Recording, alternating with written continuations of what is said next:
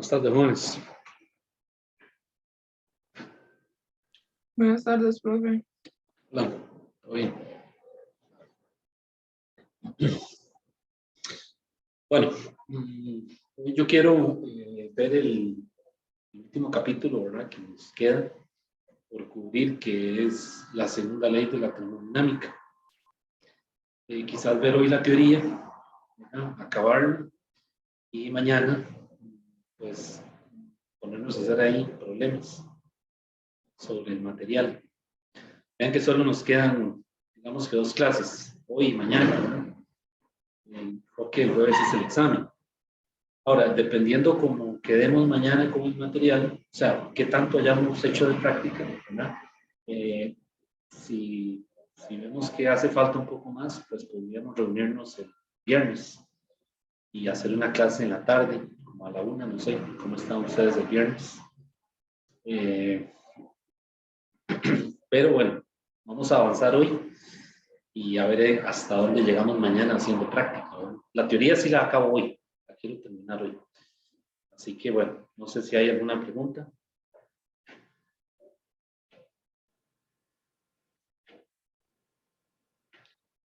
Entonces habíamos quedado que para el examen del jueves son 6 problemas, ¿verdad? Dijimos, para hacer 5. Van a venir 2 de dilatación, 1 de conducción. ¿Cuál era el otro tema? 1 de calor, de esto, de mezclas, ¿verdad? Que se echa ahí hielo y agua y que lo mezclan y que calcule la temperatura de equilibrio, por ejemplo. Ok, ahí están, ahí hay 4, ¿verdad? Y luego del capítulo de propiedades térmicas, problema de gas ideal y 1 de teoría cinética. Y ahí estaríamos, digamos que los 6 problemas, ¿verdad?, para hacer 5. Y en el último examen estoy pensando en poner 5 nada más, para que, es decir, para que no nos tome tanto tiempo corregir. ¿Ok? Bueno, ¿hay alguna pregunta? No. Ok. Bueno, entonces yo voy a empezar viendo el asunto, el tema de los procesos en termodinámica. Ya vimos que cuando estudiamos un gas, ¿verdad?, en termodinámica, hay diferentes procesos a través de los cuales se puede llevar ese gas, qué sé yo, volumen constante, presión constante, etc. Bueno, resulta que ahora que vamos a estudiar la segunda ley de la termodinámica, nos interesa distinguir los procesos que son reversibles y los que no lo son, o sea, los que son irreversibles. ¿Okay? Eso es muy importante. Es algo que en el curso de termo se le va a dar mucha, ¿cómo se dice? Se le da mucho énfasis, ¿no? Porque entender esto no solo nos ayuda para el curso de termodinámica, sino que nos va a ayudar para entender otras cosas en otros cursos, llámese física estadística o mecánica cuántica, etc. Bueno, lo primero que vamos a decir es que los procesos en la naturaleza tienen una dirección, es decir, ocurren en una dirección, ¿verdad? Entonces, los procesos que son reversibles se considera que son ideales.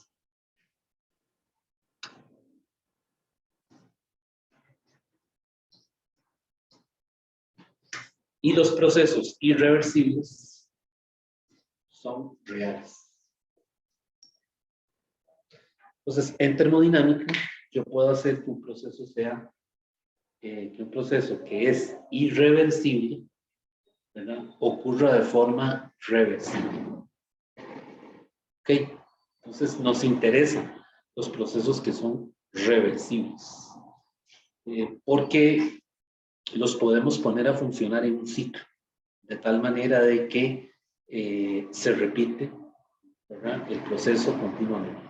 Y eso nos permite estudiar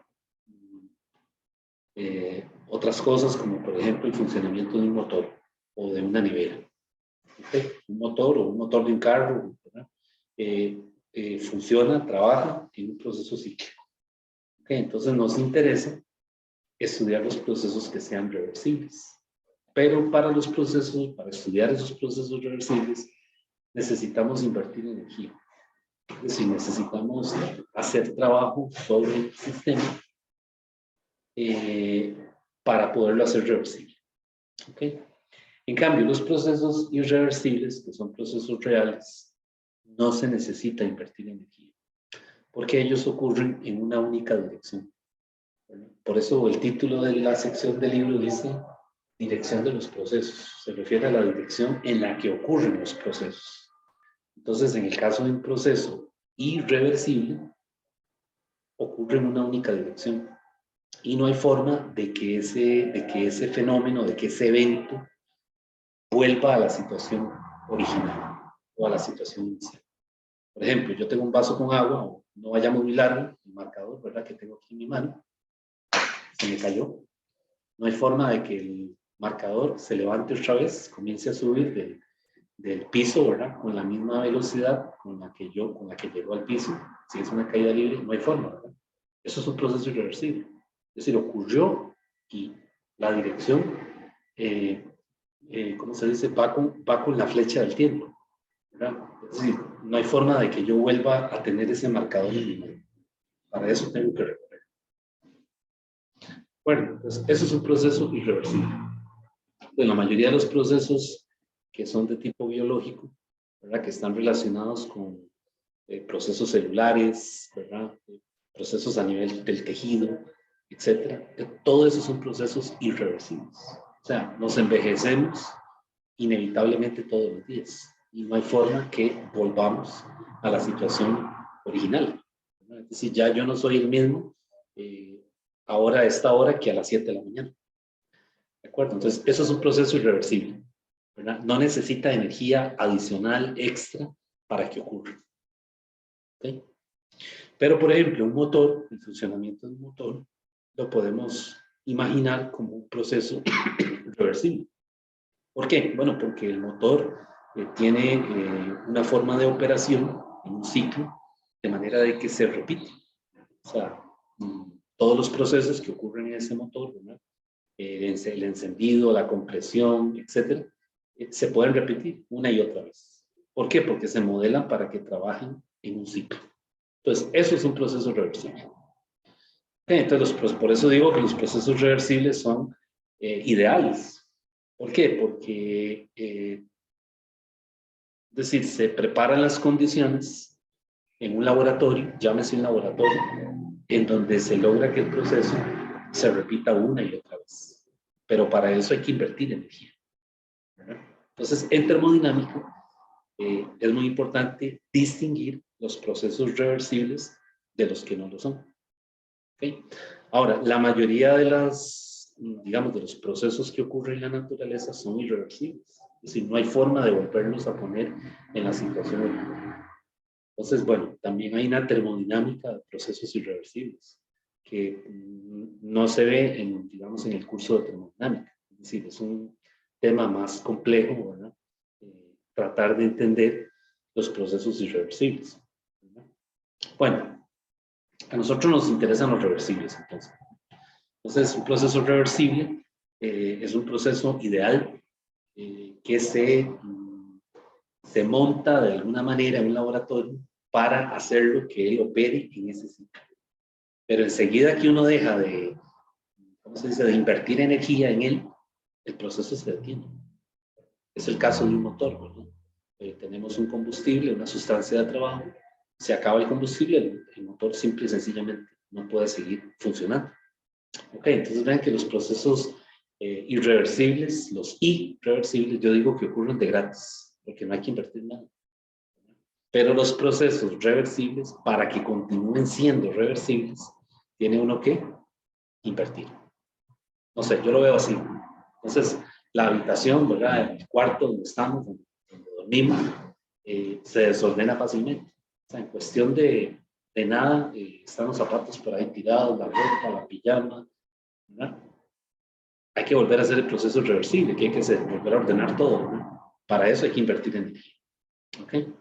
Bueno, entonces, por ahí va el asunto, ¿no? Por eso es que cuando hablamos de procesos reversibles e irreversibles, nos fijamos siempre en eso, en la dirección en la que ocurre el proceso. Entonces, los irreversibles es en una sola dirección, ¿verdad? No hay vuelta atrás. Pero en el caso de los reversibles, no es en una sola dirección, sino que funciona como un ciclo en donde se repite continuamente o constantemente, bajo cierta regularidad, aquel evento, aquel proceso. Bueno, entonces, por ahí es que empieza el capítulo. Ese es el, digamos, con lo que le empiezan, digamos, digamos, el preludio para estudiar la segunda ley. ¿Okay? Entonces, bueno, la otra cosa es que los procesos reversibles se llevan a través o ocurren a través de cambios diferenciales. A través de cambios diferenciales. ¿Qué quiere decir eso? Bueno, que por un lado van a ser, les dan este nombre.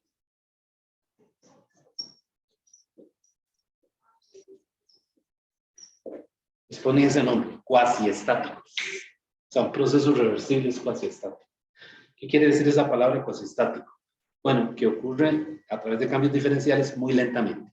Por ejemplo, el caso del pistón, ¿verdad? El famoso pistón que hemos venido estudiando, que tenemos un cilindro, ¿verdad? Y que hay un pistón que puede subir y bajar. Bueno, para que el proceso sea reversible, ese pistón tiene que bajar muy lentamente o tiene que subir muy lentamente. ¿De acuerdo? Entonces, cuando ese pistón se mueve en la dirección vertical, lo que se mueve es un de-Y, ¿cierto? O sea, un cambio diferencial en la posición vertical. ¿Qué pasa si yo el pistón lo bajo o lo empujo, le aplico una fuerza repentina, ¿verdad? Así, y lo bajo de pronto? ¿Es un proceso reversible? No. ¿Por qué? Porque el gas perdió las condiciones de equilibrio en las que estaba.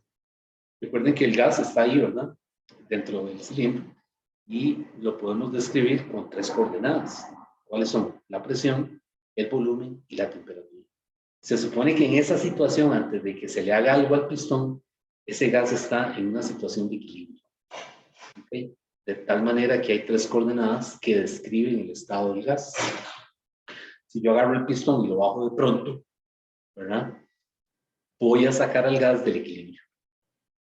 ¿De acuerdo? Entonces los procesos irreversibles ocurren súbitamente o ocurren de una forma tal que el pistón, por ejemplo, que es el modelo que estamos estudiando, no baja o no desciende o asciende lentamente. Okay, entonces, por eso decimos que los procesos reversibles nos interesa que ocurran a través de cambios diferenciales. O sea, diferencial de Y, que es la posición, lo que se mueve el pistón, ¿verdad? Diferencial de V, el diferencial del volumen, ¿verdad? Que el volumen vaya cambiando muy lentamente si el pistón se está comprimiendo. O muy lentamente si el gas se está expandiendo. ¿Okay? Y en el caso de los procesos irreversibles, son procesos que podemos decir que son repentinos.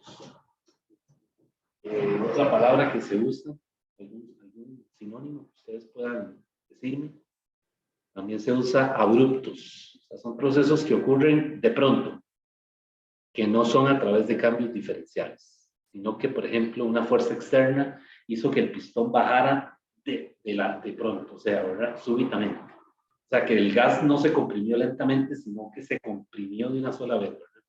Eso es un proceso irreversible. ¿Y por qué es irreversible? Bueno, porque cuando usted vuelva a mover ese pistón, no va a poder poner el gas o no va a lograr que el gas vuelva a las condiciones en las que se encontraba.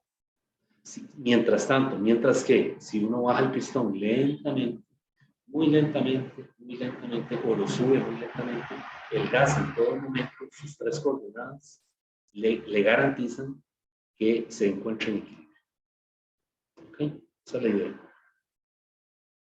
Bueno, no sé si tienen alguna pregunta de esto.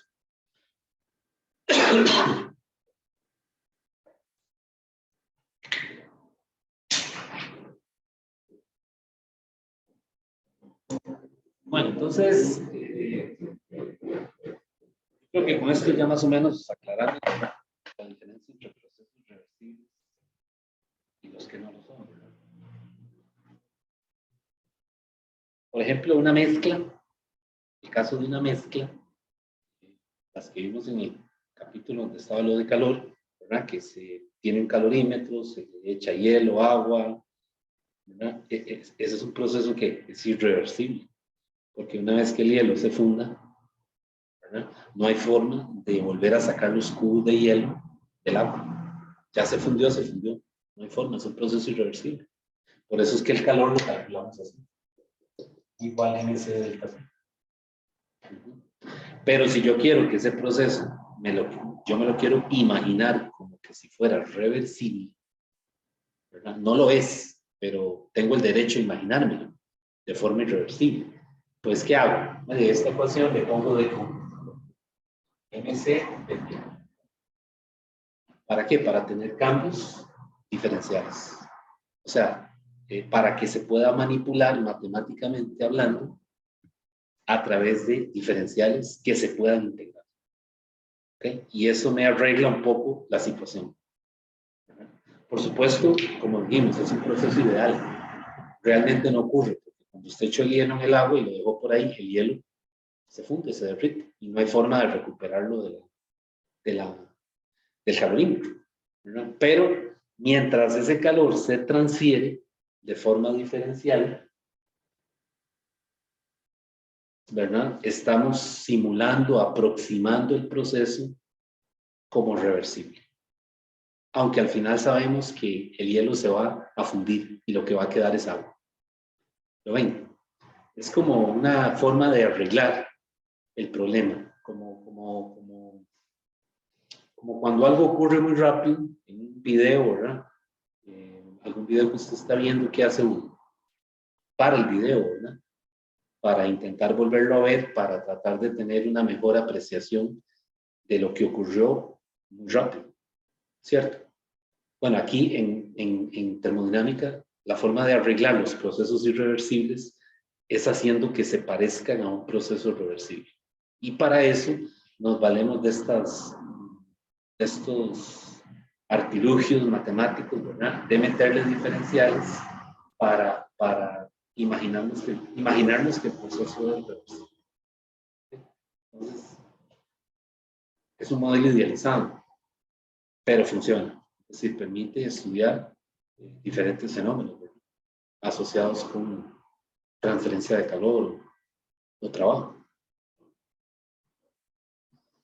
Ok, bueno, pues vamos a continuar, si no hay ninguna pregunta.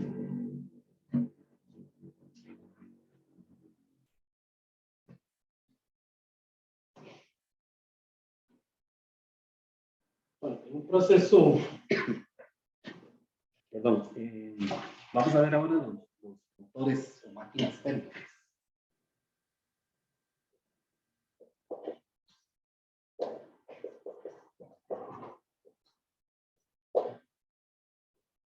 Las máquinas térmicas o motores térmicos, ¿verdad? Tenemos dos tipos. Tenemos los motores, ¿verdad? Hay de dos tipos: combustión externa, combustión interna, aunque ya los de combustión externa casi no se ven, ¿verdad?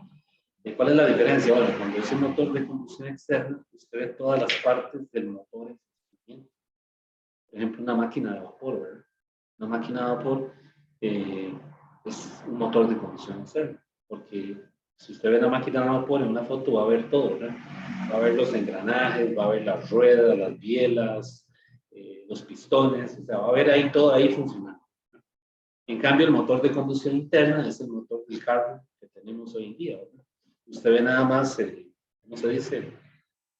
Caparazón, una coraza, ¿verdad? Y por dentro está todo funcionando, ¿verdad? Los pistones, qué sé yo, todo lo que tiene motor, que realmente no sé las otras partes, ¿no? Desconozco los nombres, pero se le llama de combustión interna porque realmente la combustión ocurre en el interior del volumen donde está de esa coraza, ¿verdad? Entonces, bueno, en máquinas térmicas tenemos motores y tenemos refrigeradores. ¿Okay? O frigoríficos, les dicen también, ¿verdad? Entonces, en la familia de frigoríficos están el aire acondicionado, ¿verdad? Las bombas de calor, o sea, la calefacción, que aquí no se usa mucho, ¿verdad? En el país de nosotros no, porque no tenemos inviernos severos, ¿verdad? Pero hay sitios en donde las temperaturas bajan tanto que se necesita una calefacción en el lugar, ¿verdad? Eso se clasifica como un refrigerador, como un frigorífico. ¿Sí? Y por supuesto, las refrigeradoras que conocemos, ¿verdad? La refrigeradora que tenemos aquí en la casa. Bueno, esos son máquinas térmicas. Entonces, las máquinas térmicas, ya sean motores o refrigeradores, los queremos aproximar por un proceso que sea reversible. ¿Por qué? Porque el motor opera ahí en un ciclo y eso es lo que permite que la máquina, que la refrigeradora o que el motor del carro funcionen siempre. Y obviamente hay una sustancia de trabajo que es la que permite que el motor funcione.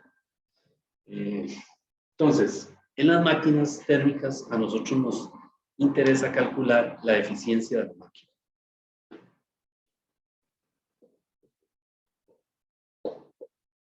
En el caso de los motores se usa la letra E y en el caso de los refrigeradores se usa la letra K. La letra K también le llaman COF.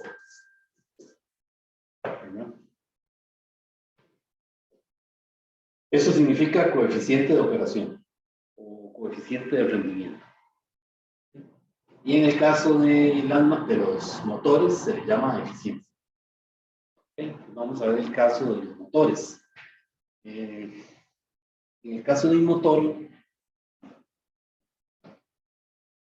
el diagrama más sencillo para visualizar un motor es decir que opera entre dos reservorios. Uno a temperatura TH y uno a temperatura TC. TH es mayor que TC. Entonces el motor está aquí. Voy a poner la M ahí. Entonces el motor extrae, se extrae calor de aquí, del depósito a temperatura TH. Ese calor es QH. Y una parte se va al depósito a temperatura TC como calor QC y se hace trabajo sobre el entorno que se llama W. Entonces, un motor siempre opera así, ¿verdad?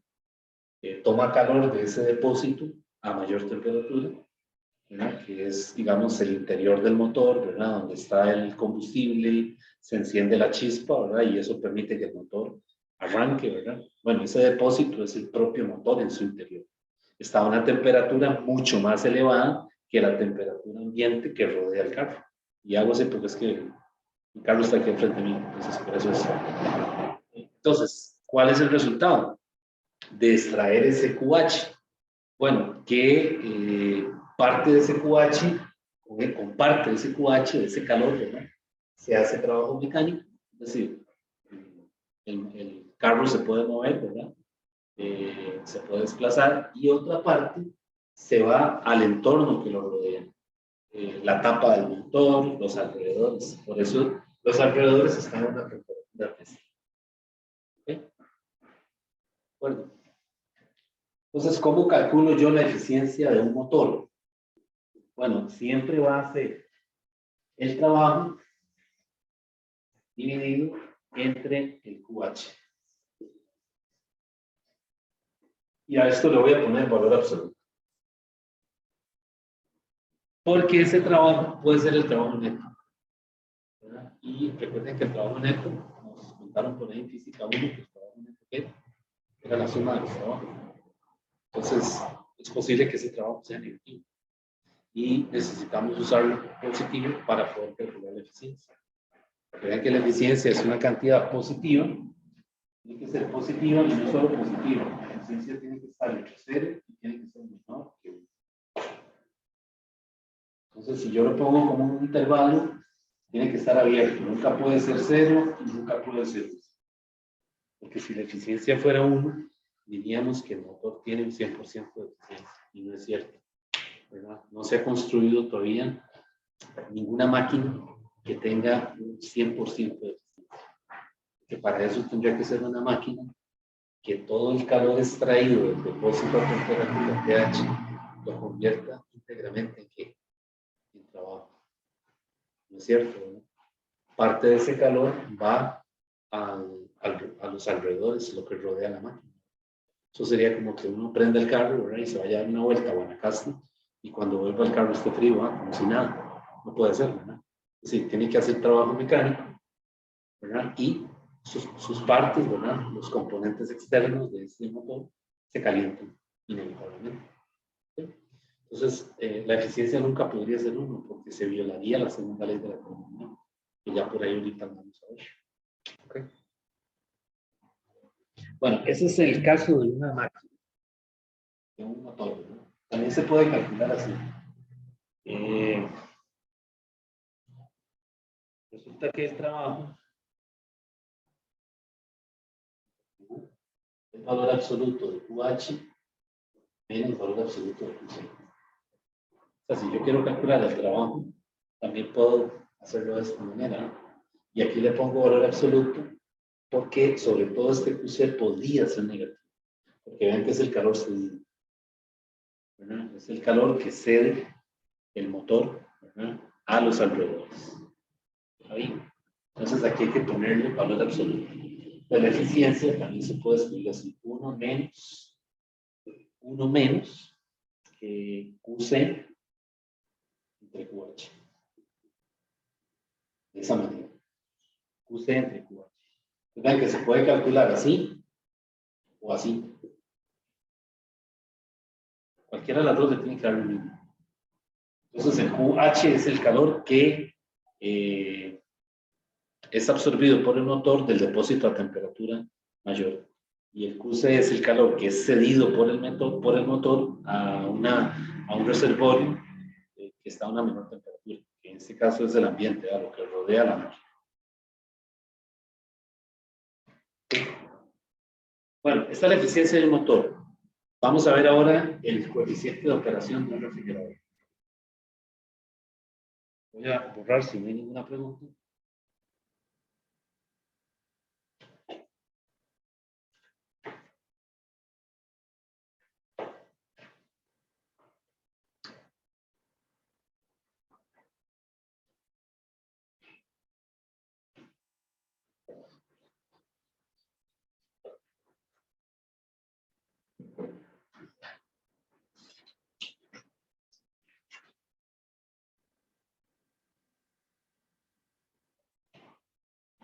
En el caso de un refrigerador, el K, que también le llamamos COP, es igual al valor absoluto de QC dividido entre el trabajo. Valor absoluto de sería lo mismo que QC entre QH menos barras de QC. Así. Y eso es lo que se conoce como el coeficiente de operación o el coeficiente de rendimiento de un refrigerador. Vean ahora el caso del diagrama del refrigerador. En el caso del refrigerador están los mismos dos depósitos, ¿verdad? Y aquí está el refrigerador, le voy a poner la R. Pero entonces vean que ahora, para que el proceso sea reversible, en el caso de un refrigerador, yo tengo que efectuar trabajo desde fuera. Es un trabajo externo. ¿Sí? Y ahora, ¿qué pasa? Que el refrigerador extrae calor QC del depósito que está a temperatura C y lo libera como QH al depósito a temperatura pH. Pero necesitamos desde el exterior un agente que haga trabajo sobre el refrigerador para que extraiga el calor, ¿verdad? Entonces, ese agente que hace el trabajo es el motor eléctrico. Es decir, todos los refrigeradores tienen un motor, ¿no? El Entonces ese motor tiene un ciclo de trabajo, algunas veces no está funcionando totalmente, ¿verdad? Y otras veces se activa el ciclo. Y es cuando escuchamos el motor del refrigerador, ¿verdad? Por ejemplo, si uno mete algo muy caliente o que estaba a temperatura ambiente en la refrigeradora, si uno mete, por ejemplo, no sé, un pichel de fresco, una cosa, una botella de agua, por ejemplo, que está a temperatura ambiente y usted cierra y se queda por ahí, ¿verdad? Oyendo, al rato escucha, donde el motor hace y es que hay un sensor que detecta los cambios leves de temperatura y entonces el motor empieza a trabajar, la gente externa empieza a trabajar para sacar ese calor de la botella de agua, ¿verdad? O de lo que usted metió y enviarlo a un depósito a temperatura que es mayor, que es lo que rodea el refrigerador, ¿cierto? Por eso es que no es recomendable meter cosas calientes a la refrigeración, porque eventualmente daña el motor y el sensor, ¿verdad?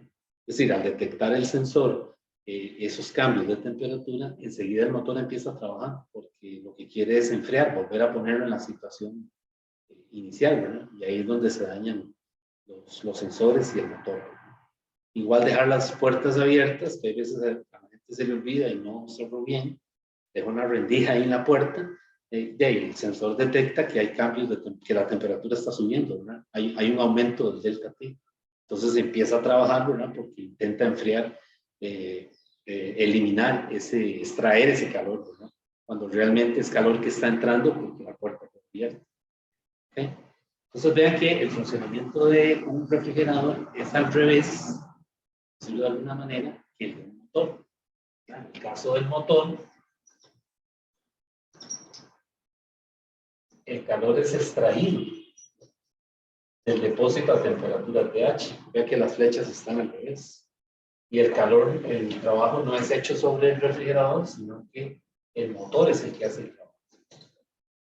Y aquí parte del calor es cedido al depósito a temperatura pH. Entonces vean que las flechas están al revés en los dos diagramas, porque un refrigerador pues trabaja al revés que un motor. Entonces para el motor calculamos eficiencia y para el refrigerador calculamos es el coeficiente de operación, coeficiente. ¿Y cómo está definido? U entre W, valor absoluto, porque podría ser que estas cantidades sean negativas. Entonces, si son negativos, lo que le está diciendo aquí es que tiene que usar las cosas. Entonces vean que la eficiencia está entre 0 y 1, ¿verdad? Pero el COP tiene que ser mayor que 1. ¿Okay? Porque si el COP fuera mayor que, si fuera 1, lo que estaría diciendo es que este QC y este W son iguales. ¿Es cierto? Es cierto, porque vea que parte del trabajo que hace el motor eléctrico, una parte se va en extraer calor del depósito a menor temperatura, es decir, en enfriar el compartimento del refrigerador, y la otra parte sale ¿a dónde? Sale a los alrededores, lo que rodea el refrigerador, ¿verdad? Y ya sabemos que la gente se aprovecha de eso, ¿verdad? El refrigerador tiene atrás una parrilla, y entonces la gente va y pone ahí las medias, ¿verdad? Y para que se le sequen, porque ahí sale este calor, ¿verdad? Este QH. Bien, entonces, bueno, después de lo que vimos de procesos reversibles y irreversibles, lo que sigue ahí en el orden del libro son las eficiencias, ¿verdad? La eficiencia del motor y la eficiencia del refrigerador, que a esta le dicen el coeficiente de operación. Entonces, esta eficiencia, la del motor, tiene que ser menor que 1, y esta otra eficiencia, el COP, tiene que ser mayor que 1. O sea, un COP de un refrigerador doméstico, ¿verdad? El que tenemos ahí en la casa, anda en 2 a 4. No tiene unidad. Recuerden que las eficiencias son adimensionales. Entonces puede andar en un buen refrigerador, ¿verdad? De esos que son caros, anda como en 4, 4.5. Realmente lo que uno paga es el motor. Por lo que paga es por el motor, ¿verdad? Por la potencia del motor. Y si ya estamos hablando de refrigeradores industriales, por ejemplo, los que usa Walmart o los que usa Pricemart, son, que ocupan habitaciones completas, ¿verdad? Ya esos son motores que tienen Los COP andan en 20, 25. Pero ya eso es una bestialidad, ¿verdad? Son motores enfriando volúmenes gigantescos de habitaciones, ¿no? Ok, bueno, vamos a seguir.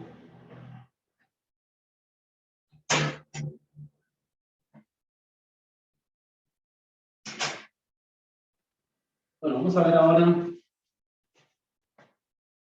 ya ahora que vimos el motor y el refrigerador, vamos a ver ahora los primeros dos enunciados de la segunda ley de la termodinámica.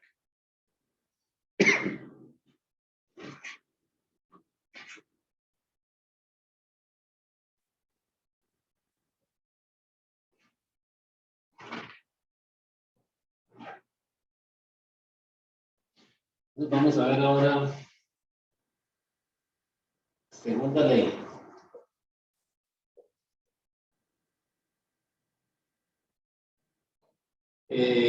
Hay dos enunciados. Bueno, hay varios, pero estos dos son los primeros que vamos a ver. Son el enunciado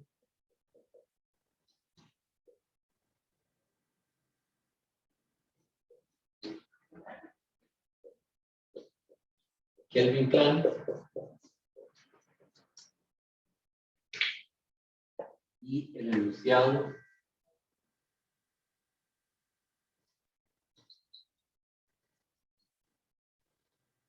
Clausius. Enunciado de Clausius.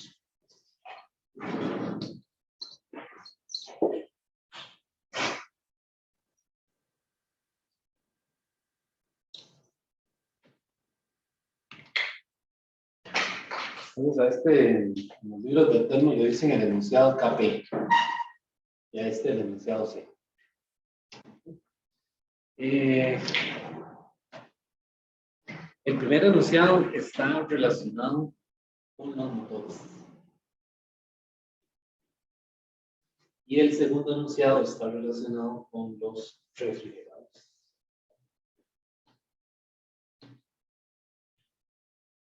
Pero eso no quiere decir que los enunciados hayan sido pensados para un motor y para un refrigerador. Ya por ahí un estudiante me dijo, no es profe, pero ¿qué? Kelvin era mecánico o algo así, o Clausius era arreglar refrigeradoras, no. O sea, ellos nunca los hicieron pensando en esto, en un motor o un refrigerador.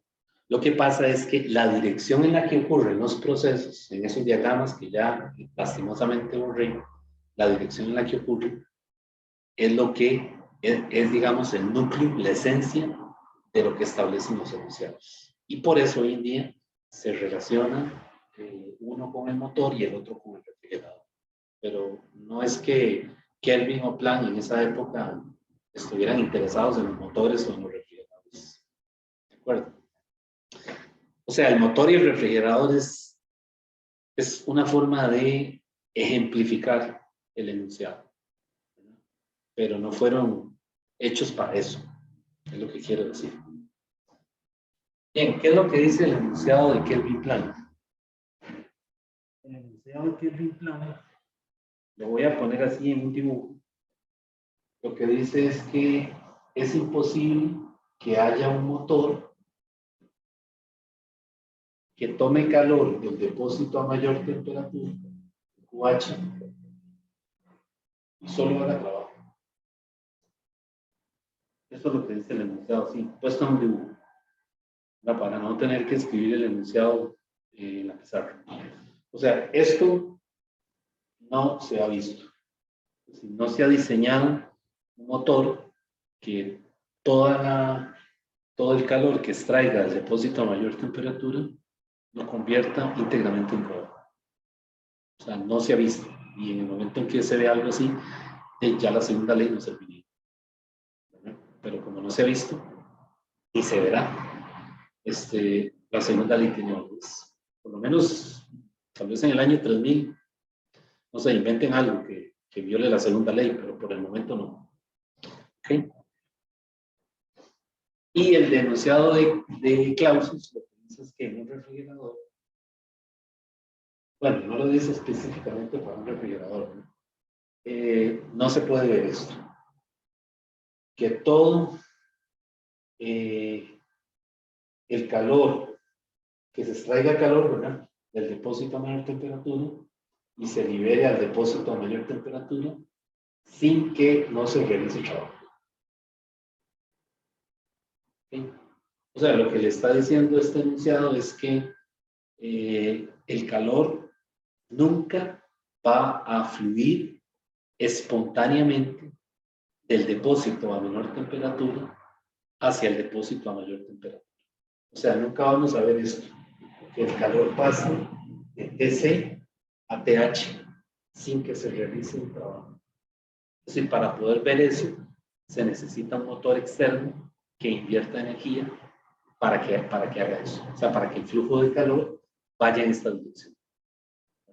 La nevera, si se va la luz, ¿qué le dicen a uno? No la abra, ¿verdad? Para que se mantenga el interior de la nevera a una temperatura relativamente agradable y no se vaya a dañar lo que está ahí adentro. Pero si uno comienza a abrirlo, ¿qué pasa? Se mete el calor, ¿verdad? Y ya no sirve. Ok, entonces no hay forma de que el calor fluya de un depósito a menor temperatura a otro que esté a mayor temperatura, espontáneamente. Recuerden que los procesos irreversibles, perdón, no sé si lo dije, los procesos irreversibles son espontáneos.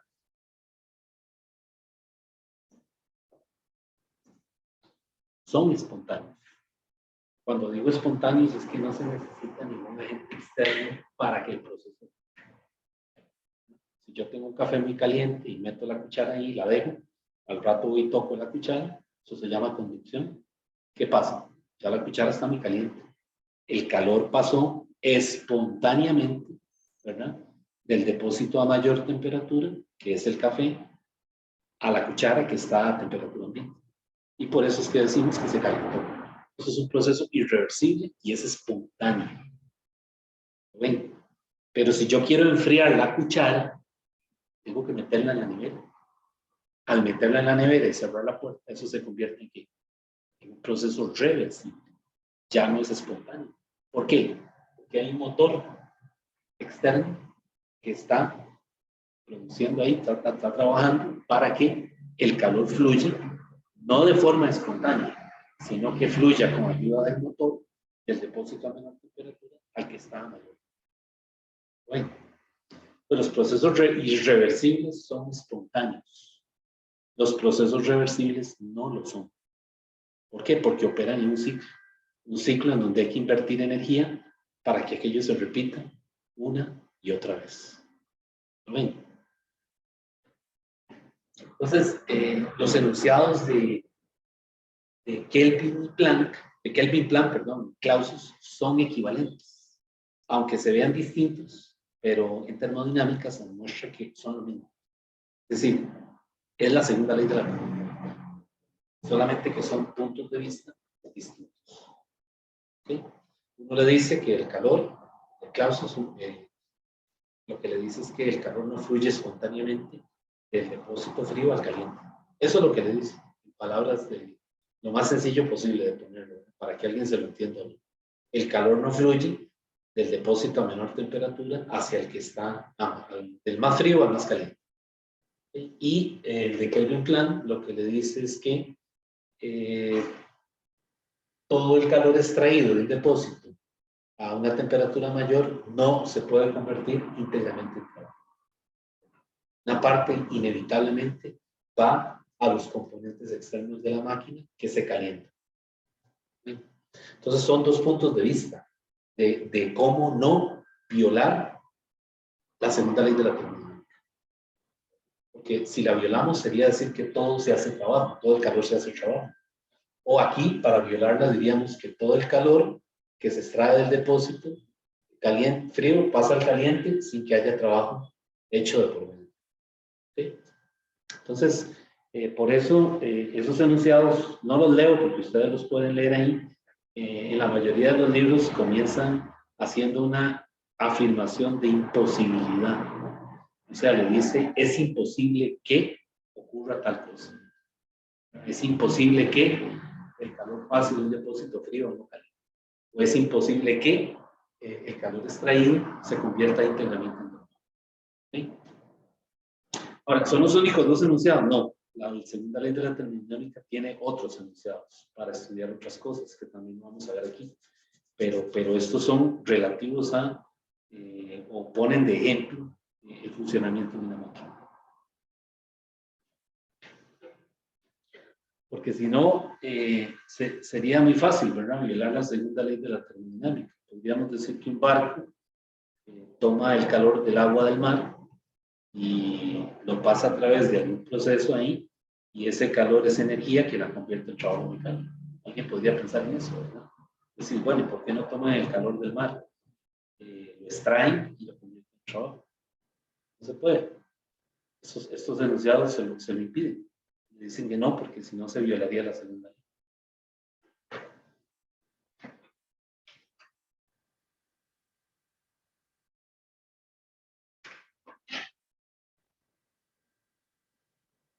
Bueno, no sé si tienen alguna pregunta de esto. Este tema tiene mucha tela que cortar. Es decir, hay mucho que decir aquí. Y pues en el curso de termodinámica, pues ahí le amplía un poco más esto de los enunciados, ¿verdad? De hecho, se puede demostrar matemáticamente que son equivalentes, ¿okay? Aunque no se parezcan.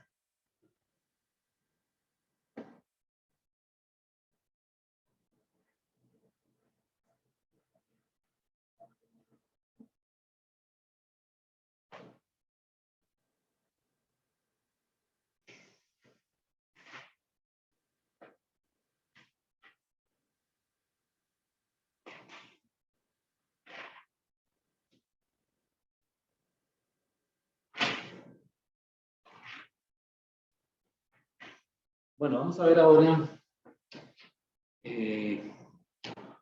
un ciclo. Ya hemos estado viendo en las últimas clases, hemos estado viendo el asunto del ciclo, ¿verdad? De cómo trabajar con un ciclo, ¿verdad? Es decir, los procesos que involucran un ciclo, ¿verdad? Pueden ser ciclos de 4 o 5 procesos, o podría ser un ciclo de 3 procesos, ¿verdad? Como mínimo tiene que tener 3, pero puede tener más de 3 procesos, en cuyo caso el ciclo se hace más complejo. Pero al menos lo que hemos visto aquí son 3 o 4. Bueno, resulta que hay un ciclo que se llama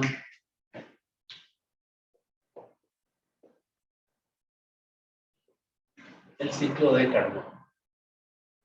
Ya por ahí les había contado que Carnot es digamos que es el que dejó sentadas las bases de la termodinámica, ¿verdad? Con las ideas que él tenía, ¿verdad? Acerca de cómo mejorar la eficiencia de una máquina. Y bueno, él es digamos que en ese artículo que escribió dejó puestas las ideas, ¿verdad? Básicas, fundamentales, para que otros vinieran y desarrollaran la termodinámica. Así que este ciclo él no lo hizo, si no lo llegó a conocer, pero se le puso el nombre en honor a todo lo que él trabajó, ¿verdad? Todo lo que él dejó, las ideas que él dejó. Entonces, el ciclo de Carnot es el ciclo de operación de una máquina, que también se llama la máquina de Carnot, que es la máquina más eficiente que se ha construido.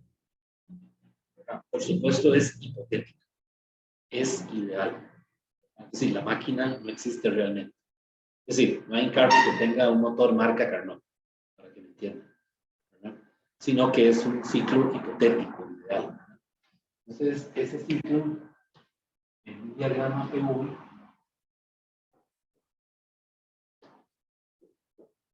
se compone de 2 procesos adiabáticos y de 2 procesos isotérmicos.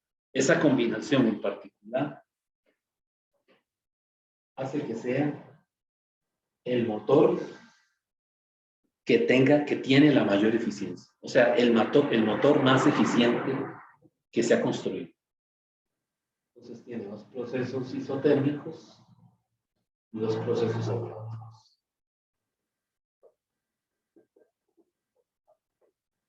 ¿Ok? Es como un espejito de esos de las motos de los pandilleros, ¿no? Entonces esto es, este es isotérmico a una temperatura TH. Este es isotérmico a una temperatura TC. Y TC, digo, TH es mayor que TC. Y estos son algoritmos matemáticos.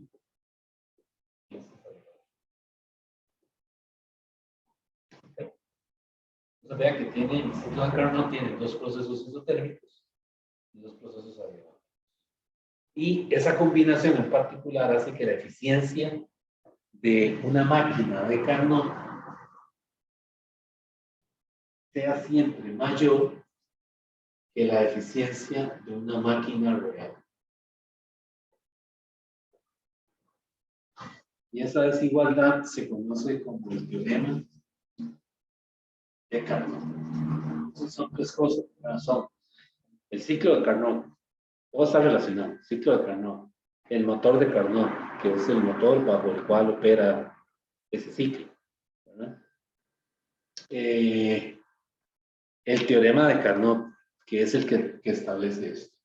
Pues el teorema de Carnot lo que dice es que no hay ningún motor que operando entre los mismos dos depósitos que una máquina de Carnot sea más eficiente que la máquina de Carnot. O sea, dicho de otra forma, la máquina de Carnot o el motor de Carnot es el motor más eficiente que se ha construido. Cualquier otra eficiencia de cualquier otro motor es menor que la eficiencia del motor de Carnot. Y eso se llama el teorema de Carnot, que por ahí en términos se lo demuestran, se lo deducen. ¿Okay? Aquí no lo vamos a hacer, lo vamos a asumir esto como que sí, que es cierto. ¿Okay? Entonces, si yo aquí aplico lo que hemos visto de los ciclos, ¿verdad? Como que las características de un proceso isotérmico y las de un proceso adiabato, y junto toda esa información, puedo calcular la eficiencia. Yo no lo voy a hacer aquí porque está hecho. O sea, el libro ahí en la página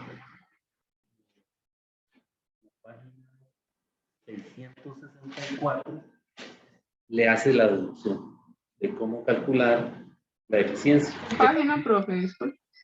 La página, ver página 664. 664. Y entonces, la eficiencia, después de que hacen ahí un poco de álgebra, ¿verdad? Juntan todos los procesos, la eficiencia, que es el trabajo entre el QH, ¿verdad? Vean que esto es el trabajo neto. Y esto de aquí, ¿qué es? Es el calor absorbido. ¿Okay? Resulta que esa eficiencia es 1 menos TC entre TH. Por eso es que es el motor más eficiente. Vean que solamente depende de conocer la temperatura TC y la temperatura TH. Que sería lo mismo que ponerlo así. 1 menos la temperatura menor dividido entre la temperatura. ¿Ok? Entonces, usted para calcular la eficiencia de un motor de Carnot, lo único que necesita es la temperatura en el foco frío y la temperatura en el foco caliente. Y de esa manera calcula la eficiencia de una máquina de Carnot. O sea, la máquina de Carnot no depende de otras variables macroscópicas como el volumen o la presión. Solamente depende de quién, de las temperaturas. La temperatura en el foco a temperatura TH, o sea, la mayor temperatura, y en el foco a temperatura TC, la menor temperatura. Si yo conozco esas dos temperaturas, ya tengo la eficiencia de la máquina. ¿Sí? Y no hay ninguna otra máquina real que sea más eficiente que la máquina. Entonces, en los problemas de examen, se le pregunta, bueno, calcule la eficiencia de Carnot. Y luego le dicen, calcule la eficiencia de la máquina real. Esa eficiencia de la máquina real tiene que ser menor. Si le da mayor, devuélvase, porque hay algo mal en el problema. Okay. Entonces, este es el ciclo de Carnot con el que opera un motor de Carnot, y todo esto está fundamentado por el teorema de Carnot. Dice que no puede haber una máquina más eficiente que la de Carnot. Ambas operando entre los mismos dos depósitos, el frío y el caliente. ¿Okay? O sea, si usted pone una máquina real entre esos depósitos, quita la máquina real y pone una de Carnot, la de Carnot siempre va a tener más eficiencia, mayor eficiencia que la máquina real. ¿Okay? Ahora ustedes dirán, bueno, pero ¿y si es hipotética? ¿Y si es ideal? ¿Qué ganancia tenemos con respecto a, digamos, las máquinas reales? Bueno, resulta que aunque es una máquina hipotética, pues ha arrojado mucha información, ¿cómo se llama? En el diseño de máquinas reales, ¿no? Por supuesto, una cosa es la teoría, ¿verdad? Lo que dice la teoría de física, en termodinámica, y otra cosa es la parte técnica, ¿verdad? Una cosa es el físico diciendo esto, ¿verdad? Y otra cosa es el ingeniero, que le dicen, bueno, está bien, ok, ahora sí, pero a usted le toca hacer una máquina de verdad. Entonces, ve a ver cómo lo hace. Entonces, el ingeniero es el que tiene que, ¿verdad?, ver cómo hace para hacer que esto calce o sirva de algo a la hora de diseñar una máquina real, ¿verdad? Me estoy refiriendo a un automóvil o cualquier máquina, ¿verdad? Pero, por ejemplo, en los automóviles, las eficiencias de los carros, de los últimos modelos que hay, las eficiencias andan por debajo de 30%. Imagínense. O sea, están muy, muy, muy abajo. Y con todo lo que se ha hecho, ¿verdad? Y toda la tecnología que hay, y las eficiencias todavía andan muy, muy abajo, ¿verdad?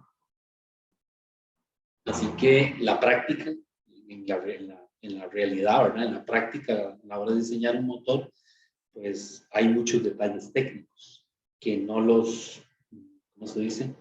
No los resuelve la teoría de termodinámica, ¿no? Una cosa es lo que dicen los fundamentos de la física, y otra cosa es poner esa máquina a trabajar. Ya hay un trecho muy grande. Sin embargo, esta es la base. Este es el fundamento que permitió, que ha permitido, ¿verdad?, entender el funcionamiento de las máquinas reales, de los motores de verdad. ¿Okay?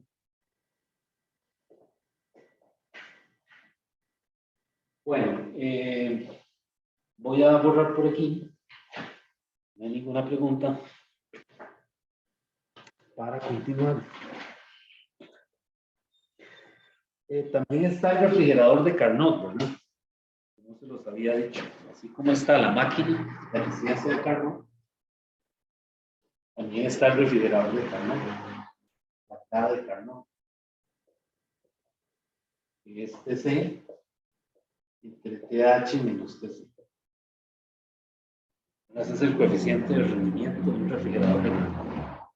Todos quisiéramos tener un refrigerador de Carnot, pero pues no existe. Eso es lo malo, es ideal, ¿verdad?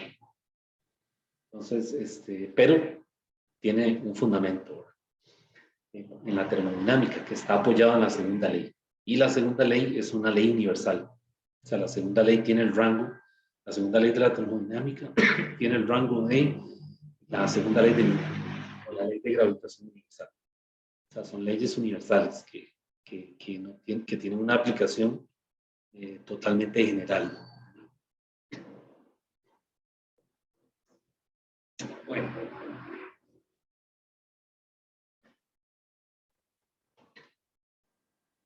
Es decir, hasta el momento, la segunda ley de la termodinámica no ha aparecido ningún fenómeno, no hay evidencia de nada que la ponga en contradicción con la teoría.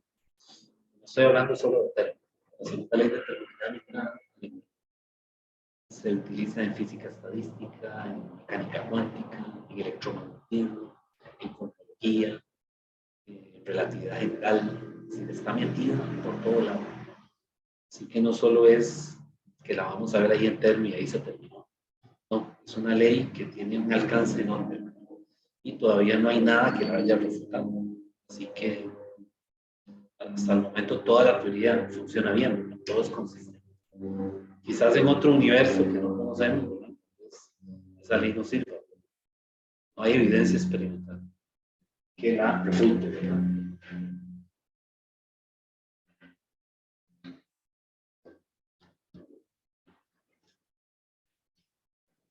Bueno, quiero pasar al último tema del capítulo para volver sobre la segunda ley de la termodinámica, y es el tema de entropía.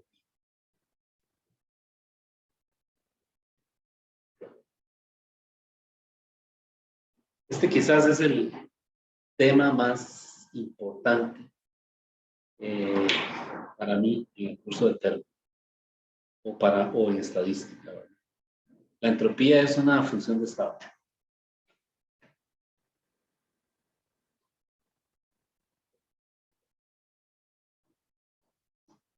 Al igual que la energía interna.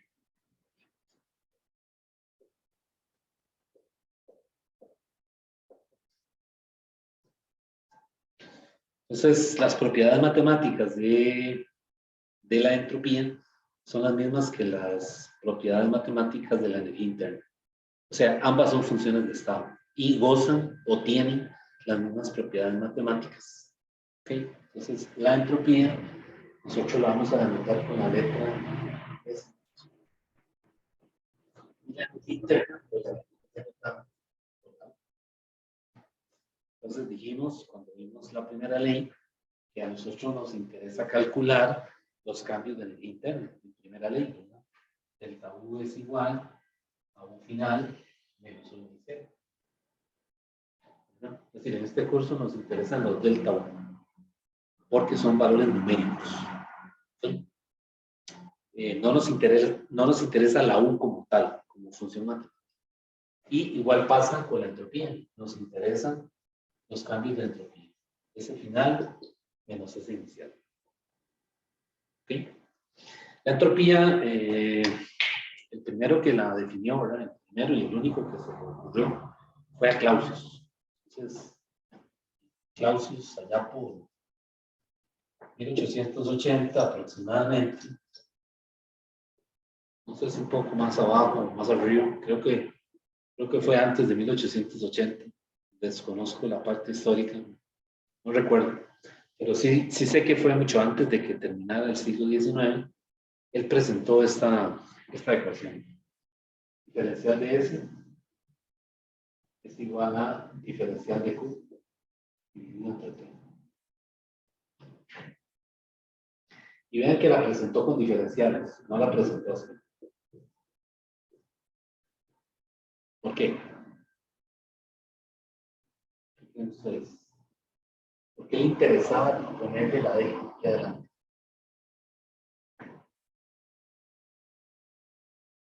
Porque se dio cuenta de la dirección de los procesos. O sea, él se dio cuenta que aquí era importante aproximar el proceso a uno que fuera reversible. Y recuerden que los procesos reversibles se llevan a través de cambios diferenciales. Por eso él definió la entropía no como la S, sino con el D, con el diferencial, porque ya conocía las propiedades matemáticas de estas funciones. ¿Ok? Es decir, él históricamente, Clausius era matemático también. Entonces, Clausius ya manejaba, conocía la matemática de estas funciones, las propiedades de esas funciones, ¿verdad? Y cómo se manipulaban algebraicamente, cómo se derivaban, cómo se integraban, la parte matemática, ¿verdad? Y simultáneamente él estaba trabajando en termodinámica. Entonces enseguida se dio cuenta de que había una conexión, un puente. O sea, se dio cuenta que podía utilizar estas funciones para definir la entropía. Okay, entonces, esas propiedades matemáticas, los matemáticos de esa época las conocían, como hoy en día que las ve uno en un libro de matemática. La cosa es, el mérito de Clausius fue agarrar una de esas funciones y decir, ok, esto en física va a ser la entropía. ¿Okay? Entonces él ya estaba estudiando los fenómenos asociados con la transferencia de calor en los sistemas, cómo un sistema absorbe calor, cómo sucede, ¿verdad? La dirección de los procesos, cómo un proceso puede ser reversible, de manera de que se ponga a trabajar en un ciclo, que es una trayectoria cerrada. Esa trayectoria cerrada estaba asociada con una de las propiedades de las funciones. O sea, él enseguida se dio cuenta que lo que quería estudiar ya lo tenía matemáticamente hablando. O sea, ya esas funciones se conocían en esa época. Los matemáticos las conocían. Ya habían establecido todas las propiedades matemáticas. Clausius lo que hizo fue que agarró esas propiedades matemáticas y se las aplicó a una nueva función que él llamó entropía. Él fue el único que lo hizo. O sea, fue el que se le ocurrió hacerlo. Y de ahí es que aparece esta nueva función que se llama entropía. ¿Okay? Entonces, él la define. Si le quita los diferenciales, la define así. Bueno, si le integra, le queda así.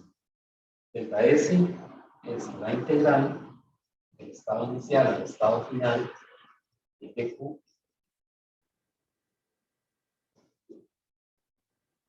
¿Okay? Y ese estado inicial y final, que son los límites de integración, los dejo libres. Porque eso pueden ser temperaturas, temperatura inicial, volumen inicial, volumen final, etc. ¿Okay? Entonces, ¿qué dice Clausius? Bueno, para que haya un cambio de entropía, ¿qué vemos aquí de este lado? Tiene que haber ¿qué? Tiene que haber una transferencia de calor. No es solo primero que se ve. El sistema tiene que ceder calor, no tiene que enfriarse, o tiene que absorberlo y calentarse para que el sistema experimente un cambio de entropía. ¿Okay? Por ejemplo, un proceso adiabático, ¿qué pasa en un proceso adiabático? No hay transferencia de calor, ¿verdad? Por lo tanto, el cambio de entropía en un proceso adiabático tiene que ser igual aquí. ¿Sí? O sea, todos aquellos sistemas que no transfieran calor, que no sean capaces de absorber ni de ceder, ¿verdad? No experimentan cambio de entropía. Ahora, ¿cuáles son las unidades de la entropía? Porque no lo he dicho, ¿verdad? Bueno, viendo la integral, vean que arriba es calor y abajo es temperatura, ¿verdad? Entonces, las unidades de entropía o del cambio de entropía, cualquiera de los dos, son joules sobre Kelvin. Joule, Kelvin a la menos 1. ¿Okay? Entonces, ¿con qué está asociada la entropía? Físicamente hablando. O sea, ¿qué nos dice de los sistemas? Bueno, la entropía está relacionada con el orden de los sistemas.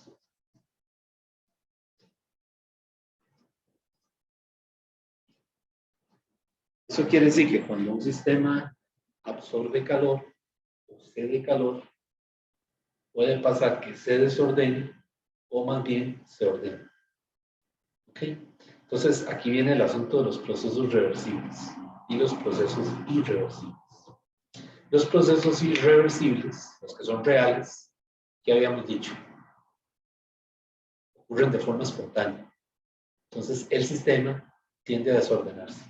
Y por lo tanto, este delta S se hace cada vez más positivo. O sea, cada vez que un sistema se desordena, se vuelve más positivo en magnitud. O sea, va aumentando el valor del delta S. ¿Okay? Y el sistema se va a desordenar. Y cuando el delta S se hace cada vez más negativo, el sistema se está ordenando. Entonces, esto está asociado con procesos irreversibles. Y esto está asociado con procesos irreversibles. O sea, los procesos irreversibles inevitablemente se deforman. O sea, su delta S cada vez aumenta más y más. En cambio, los procesos reversibles, como están en una trayectoria reversible, un ciclo, ellos más bien tienden a ordenarse. ¿Okay? Pero vean lo que pasa aquí. para que usted mantenga un sistema ordenado, ¿qué tiene que hacer? Tiene que invertir energía. Si usted quiere que la nevera siga enfriando y funcionando, tiene que estar conectada, no hay de otra. Y si quiere que el cuarto esté ordenado, bonito, limpio, todo en su lugar, hay que ponerse a tender la cama, recoger los zapatos, limpiar el piso, acomodar el ropero. O sea, hay que invertir. ¿Para qué? Para que ese delta S disminuya. ¿Lo ven? Entonces, en procesos reversibles yo controlo el orden, porque estoy invirtiendo para mantenerlo controlado, ordenado. Pero en procesos irreversibles no puedo hacerlo, porque el proceso ocurre espontáneamente, ¿verdad? No ocurre por un cambio diferencial, sino que ocurre repentinamente. O sea, repentinamente el sistema se desordena y no hay nada, no hay forma de que volvamos a ponerlo en el estado inicial en el que está. Entonces, los procesos irreversibles siempre tienden al desorden. Todos los procesos biológicos, ¿verdad? Los procesos celulares, por ejemplo, la piel, el tejido, se envejece, ¿verdad? Se arruga, pierde elasticidad. ¿Okay? Eso no hay forma de recuperarlo. Es un proceso irreversible. El delta S aumenta. ¿De acuerdo? Entonces, vean que esta ley tiene implicaciones bastante profundas, ¿verdad? Por eso es que es tan útil la usan en relatividad general, en cosmología, ¿verdad? Por ejemplo, ahora los economistas usan la entropía y han encontrado modelos muy interesantes para mejorar, por ejemplo, esto de la bolsa de valores. Ahí han desarrollado funciones, ¿verdad?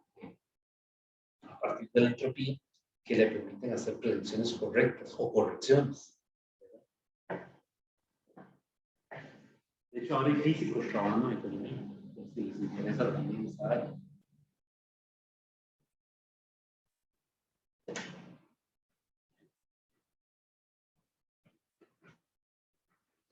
Por ejemplo, algo tan sencillo como el hielo. Yo tengo el hielo, ocurre un cambio de fase, ¿verdad? Se convierte en agua, y esa agua se vaporiza, se convierte en vapor de agua. Cada uno de estos estados tiene un cambio de entropía. Delta S1, delta S2, delta S3. Entre los cambios de estado, ¿verdad? Aquí hubo fusión, aquí hubo vaporización. ¿Qué creen ustedes aquí? ¿Qué magnitud te pasa? Delta S3 tiene que ser mayor que delta S2 y a su vez tiene que ser mayor que delta S1. De ahí antes yo tenía hielo, ¿verdad? Desde el punto de vista atómico, desde el punto de vista microscópico, el hielo, lo que yo tengo es una red cristalina. Las partículas están ordenadas. Pueden oscilar un poco, ¿verdad? Pero están en sus sitios, están en posiciones fijas. Una vez que el hielo se funde, se convierte en agua. Ahora las moléculas en el seno del líquido se pueden mover, son libres de moverse, no pueden escapar, pero se pueden mover. Vean que el sistema se está desordenando. Este delta S tiene que aumentar.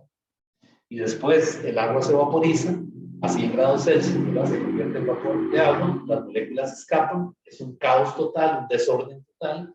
El delta S3 tiene que ser mayor que estos dos. Entonces, vean que la entropía es una función que cuantifica el desorden de un sistema.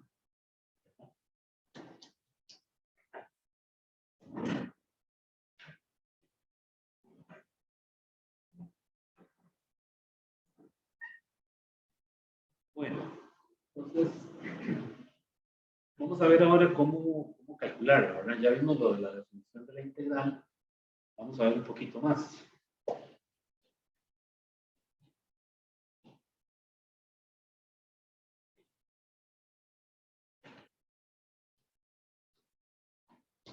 Entonces, por eso, de eso que dicen, ¿verdad? En las diferentes religiones, culturas, ¿verdad? Llámese los mayas, los egipcios, o la Biblia, ¿verdad? Que dice que, ¿verdad? Al final de los tiempos y eso, ¿verdad? No están tan alejados, ¿verdad? De la realidad. Es decir, los sistemas se desordenan, lamentablemente, ¿verdad? Así que, pues en la naturaleza no se ordena, ¿verdad? Los eventos astronómicos tienden al desorden, igual que, por ejemplo, todo lo que tiene que ver con el estado del clima, del tiempo. Esto del fenómeno del niño, de la niña, qué sé yo, los huracanes, los tormentas, todo eso está relacionado, ¿verdad? Es decir, los sistemas no tienden a organizarse, sino tienden a desordenarse, a crear caos. Es ese delta S que va aumentando cada vez más.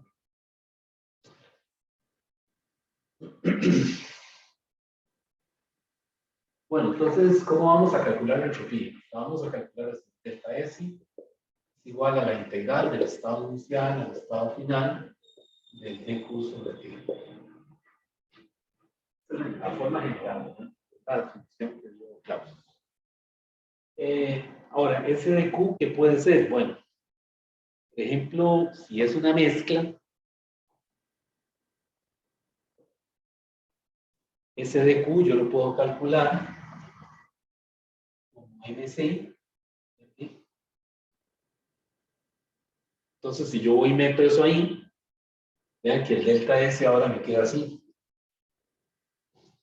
Me queda mc dt entre t.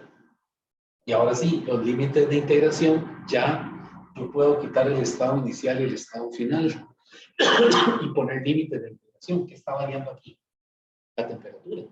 Entonces, aquí yo pongo ahora la temperatura inicial. Y el M y la C, el M es la masa de hielo que usted echó ahí en el calorímetro, o es la masa del agua que tiene el calorímetro, eso es constante. Y la C, dijimos que los calores específicos van a ser constantes. Entonces yo puedo sacar eso fuera de la integral, MC, multiplicado por la integral de inicial al de final, y aquí me queda de eso. Esa integral ya está aquí. Por ahí el cálculo MC, logaritmo natural, de temperatura final entre temperatura inicial. Hay gente que me le pone valor absoluto. Mire, si le pone valor absoluto, le pongo 0.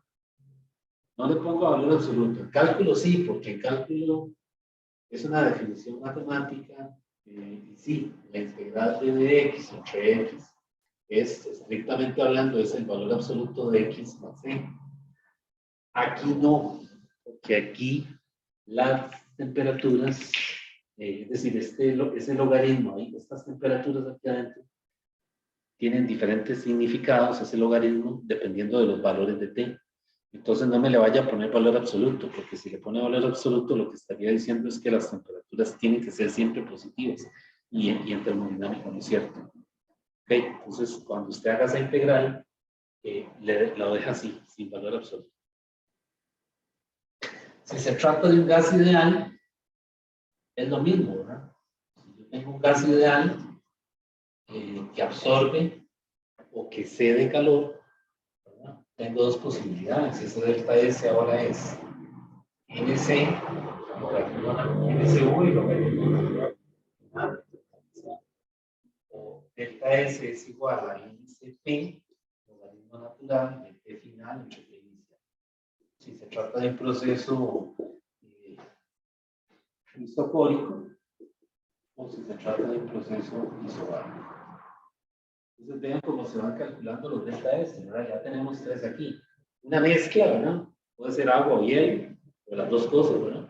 Y todos los delta S, o sea, podemos calcular un delta S para cada elemento que se eche en esa mezcla. Si yo tengo aquí, por ejemplo, un calorímetro y eché agua, qué sé yo, eché hielo, eché algún cubo de cobre, y hay transferencias de calor debido a cambios de temperatura, voy a tener un delta S por cada una de las cosas o de los componentes de esa mezcla.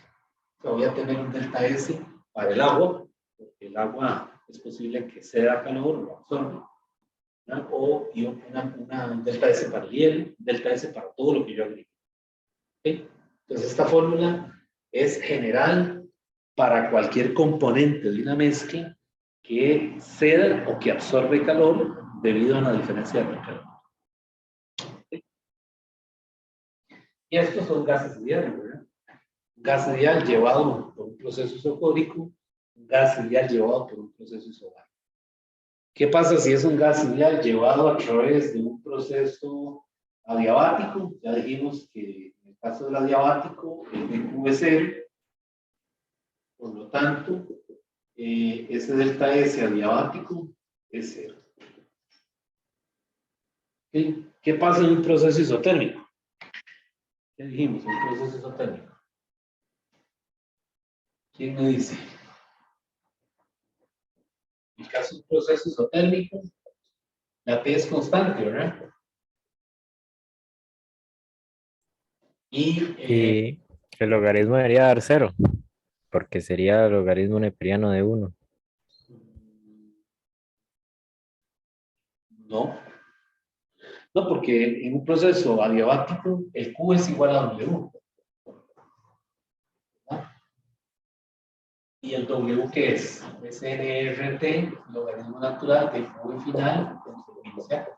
O sea, aquí no hay temperaturas en el proceso isotérmico, porque la T está fuera. ¿De acuerdo? Entonces no da 1. ¿Cómo sería el cambio de entropía aquí? El cambio de entropía aquí sería solamente la Q entre T, que sería lo mismo que W entre T. Y aquí sería entonces NRT, logaritmo natural de V final entre V inicial, entre T. Se vuelan las T. Eso era lo que usted decía. Creo que era eso, seguro. Sí, ¿no? Pues ahí está el cambio de entropía en un proceso isotérmico. ¿Sí?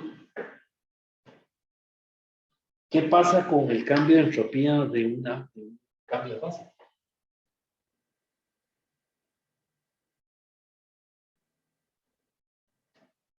O sea, en el caso del proceso isotérmico, volviendo aquí, la integral no es necesaria.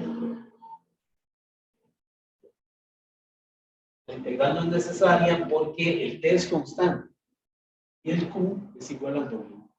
Entonces yo puedo quitar esta integral y poner solamente sobre T. Eso es un proceso isotérmico. Ahora, ¿qué pasa en un cambio de fase?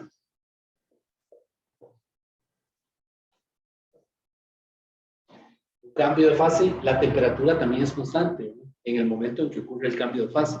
Entonces, El que dice a la par de la N en el W. ¿a dónde? En el W dice W igual a N por.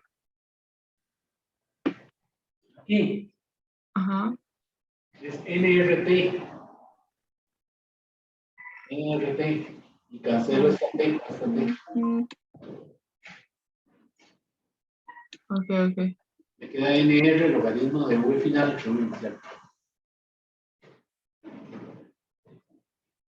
Entonces, en un cambio de fase les decía que la temperatura es constante. Entonces, el calor lo puedo calcular así, ml. Entonces, tampoco es necesario la integral. O sea, para proceso isotérmico y para cambios de fase, no es necesaria hacer la integral explícitamente. Porque en un caso, en ambos casos la T es constante. Y el calor en uno está definido como el ml, que es el L de vaporización o el L de fusión. Y en el otro caso el Q es el trabajo, ¿verdad? Entonces no hace falta meter la integral. O sea, uno la puede poner, pero realmente lo cambia por W entre T o lo cambia por ml entre T.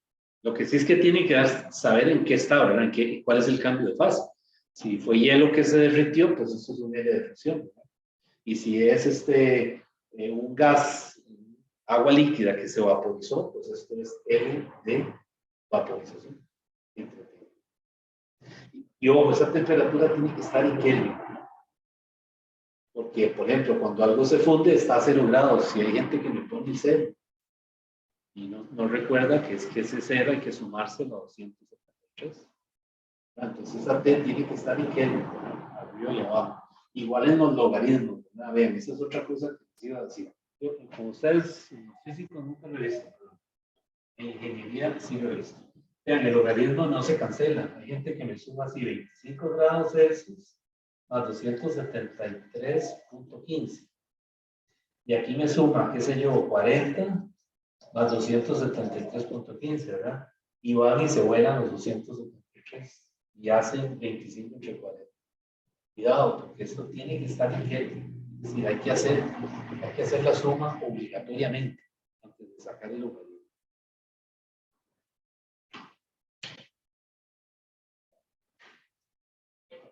Bueno, entonces,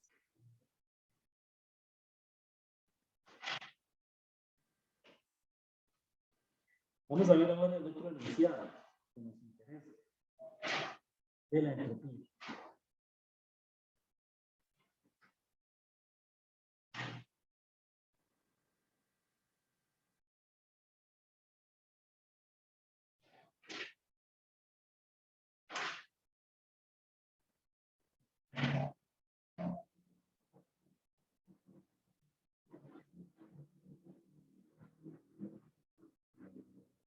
Voy a borrar aquí. Pero estos son las delta S más conocidos. O sea, hay muchos más. En termo hay una lista bastante grande. Digamos, aquí nos interesan de la mezcla, ¿no? Los del gas, el proceso isotérmico, el isobárico, digo, el cambio de fase. Esos son los más importantes.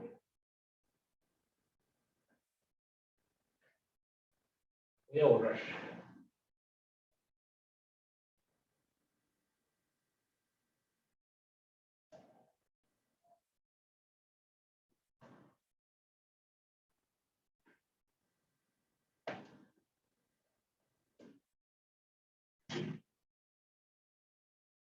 Ok.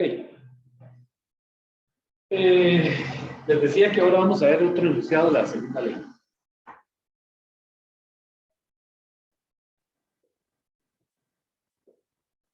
Este está relacionado con la entropía. Y es más,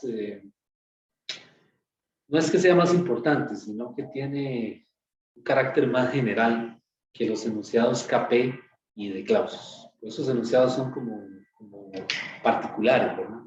Este es general. Este se refiere a el delta S y su relación con los procesos reversibles e irreversibles.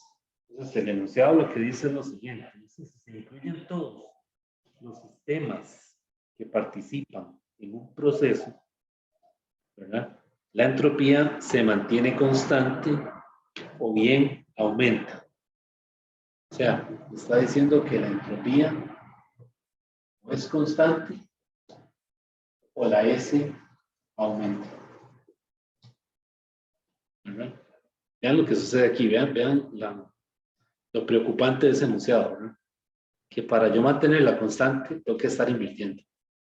¿Ok? No es gratis. Y de lo contrario, si no, ¿ok?, aumenta. ¿Ok? Y entonces dice, en otras palabras, no es posible un proceso en el que la entropía total disminuya, ¿verdad?, si se incluyen todos los sistemas que participan en el proceso. Entonces yo tengo, qué sé yo, llámese un sistema que está compuesto por agua, una mezcla, ¿verdad?, el famoso calorímetro, que echábamos agua, hierro, ¿verdad? No es posible que todos aumenten, o sea, que todo el sistema que todos los delta S disminuyan. O sea, no es posible que el sistema se ordene, ¿verdad? No hay forma de lograrlo. Va a haber un delta S que experimenta un aumento, pero hay otro que tiene una disminución. ¿Ok? Entonces, pues el enunciado básicamente dice esto, ¿no? La entropía o la mantengo constante, pero hay que invertir. Hay que invertir energía mediante un proceso reversible. O bien dejarla que aumente inevitablemente en un proceso irreversible. Pero ella sola no va a disminuir en un proceso espontáneo. O sea, un proceso irreversible que sea espontáneo, no vamos a observar que el delta S disminuya solito.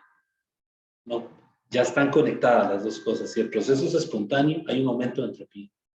Y no hay forma de volver a poner, de hacer que el estado final volverlo a poner en el estado inicial.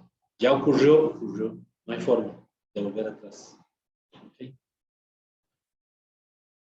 Y los procesos que los podemos medio hacer reversibles en el laboratorio o mediante un motor o un refrigerador, ¿verdad? Para poder ver que ese delta S disminuya un poquito, necesitamos estar invirtiendo constantemente energía. Y eso implica, en términos actuales, se necesita, ¿verdad? Para mantener aquello controlado, que no se nos salga de las manos. Bueno, este es el material de este último capítulo. Básicamente son calcular eficiencias, es lo que puede venir un problema. Estudiar los ciclos otra vez para calcular la eficiencia y calcular la entropía en algún sistema o sistemas, por ejemplo, en el caso de una mezcla. Pues básicamente esos son como los 3 tipos de problemas más, digamos, que pueden salir, ¿verdad? Calcular eficiencias, ciclos, otra vez, ¿verdad? Lo mismo que hicimos con los ciclos de la semana pasada, volver a hacerlo aquí, pero entonces agregarle el cálculo del cambio de entropía. Yo por ahí hice un problema hoy 18, me parece, que creo que solo se conectó una persona, no recuerdo quién era, no sé si estará aquí. Bueno, ese problema tenía una tabla y la última columna era calcular los cambios de entropía. Entonces, eso se los dejo para que ustedes después lo hagan, ¿verdad? Mañana, pues vamos a hacer problemas de este capítulo. Vamos a dedicarnos a hacer problemas de este capítulo para aplicar esto, ¿verdad? Eficiencia, ciclos y, por ejemplo, calcular cambios de entropía en algún sistema particular. Voy a quedar aquí. Habíamos dicho que íbamos a hacer horas de consulta. No sé si quieren que nos quedemos para ver alguna duda o si quieren lo dejamos para miércoles. No sé. No, yo tengo una duda de un ejercicio, no sé si. Ajá, ok. Entonces, bueno. Entonces, déjenme ver si yo puedo parar esta cosa aquí. Si uno quiere parar la grabación, ¿dónde le damos?